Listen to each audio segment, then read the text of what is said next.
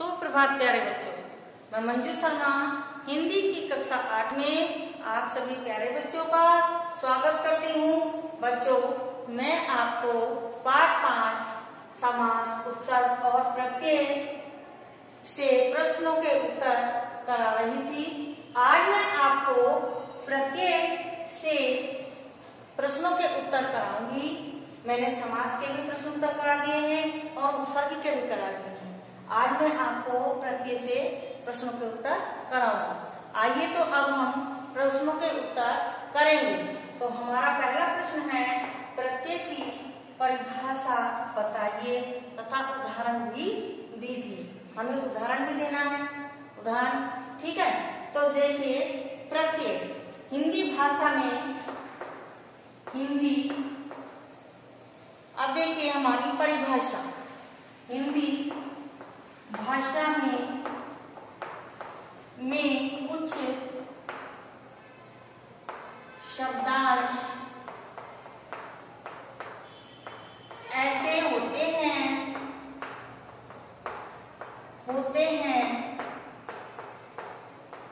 जो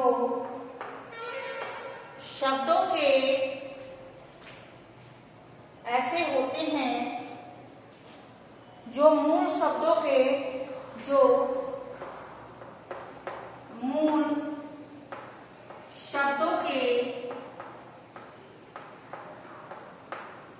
अंत में जुड़कर नवीन शब्द बनाते हैं, है ना। जुड़कर नवीन या नए शब्द बनाते हैं, उन्हें प्रत्यय कहते हैं।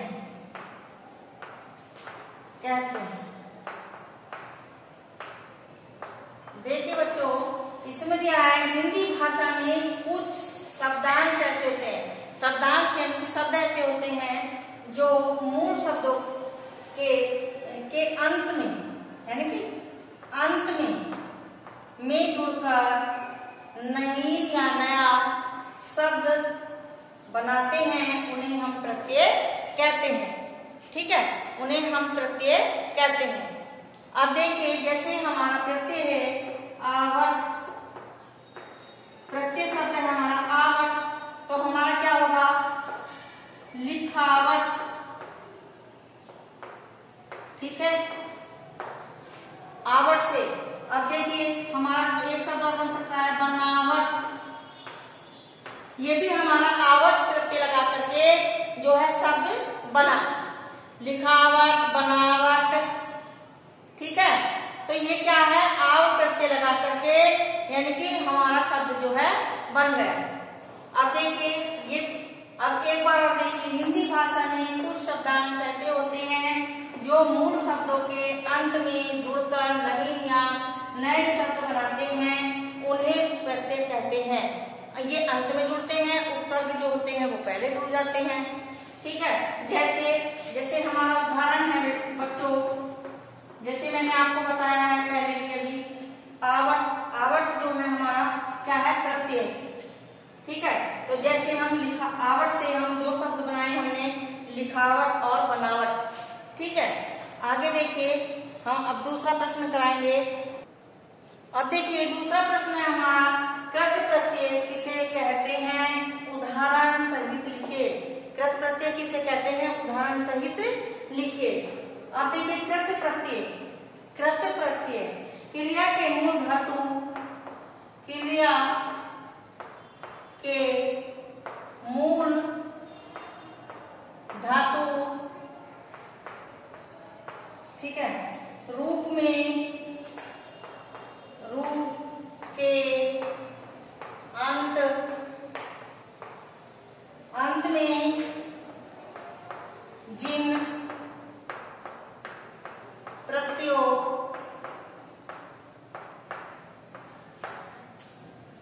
को जोड़कर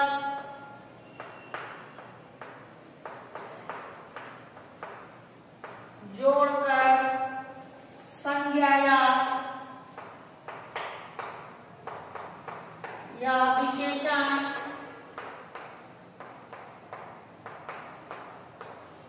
विशेषण शब्द बनाए जाते हैं।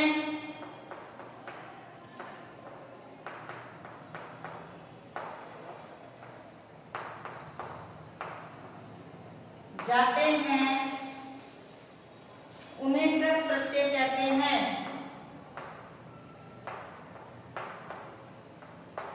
कृत प्रत्यय कहते हैं।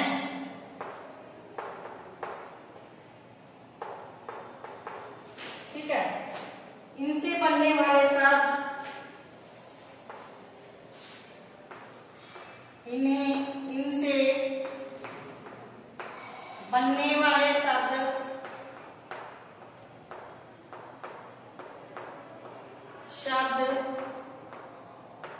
कृदंत प्रत्यय कहलाते हैं।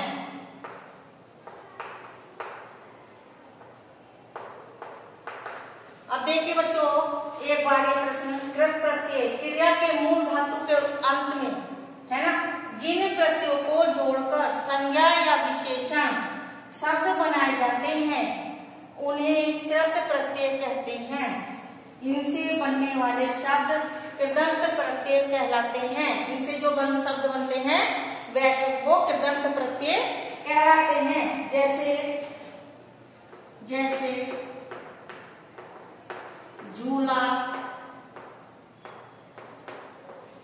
झूला, ठेला, झाड़ू आदि। ठीक है बच्चों, ये आपका दूसरा प्रश्न अब समाप्त हो गया है। अब मैं आपको अगला प्रश्न कराऊंगी। देखिए हमारा अगला प्रश्न है बच्चों, तद्धित प्रत्यय किसे कहते हैं, उदाहरण सहित लिखिए। तद्धित प्रत्यय किसे कहते हैं, उदाहरण सहित लिखिए। ठीक है, तो अब हमारा आता है उत्तर तद्धित प्रत्यय। अब देखिए, जो शब्दांश क्रिया को छोड़कर,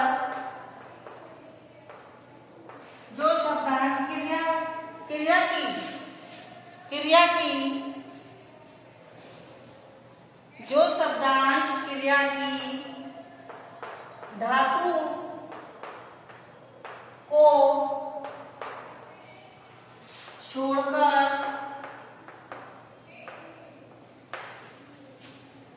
संज्ञा सर्वनाम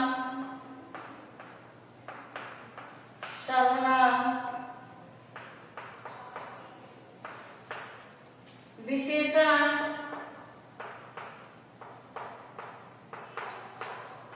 तथा अव्यय शब्दों के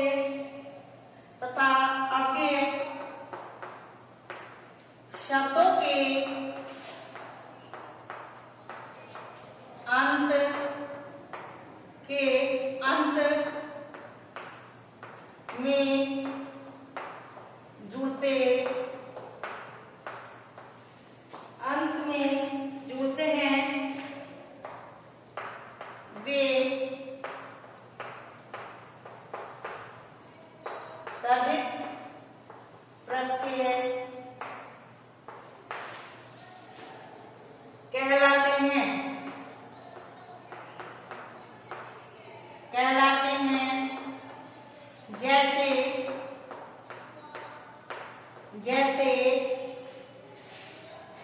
जैसे खेत, जमा ई। ठीक है, बराबर खेती,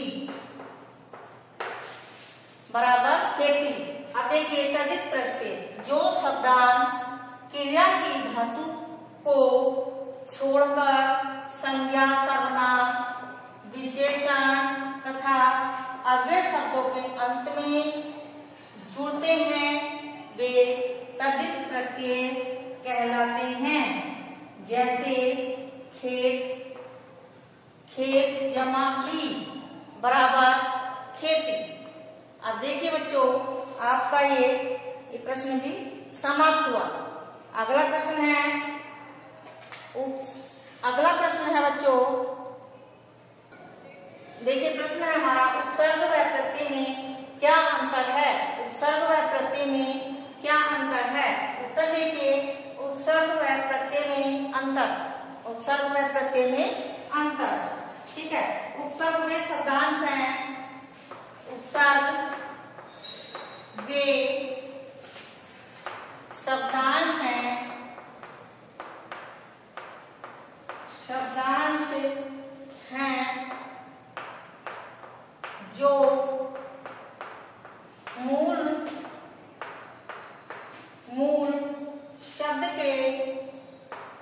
शब्द के प्रारंभ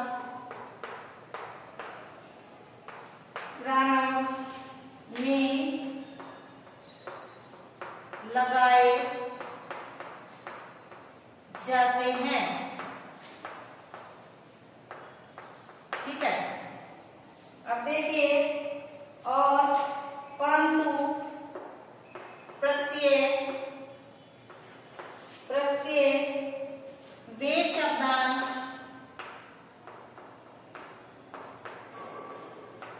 होते हैं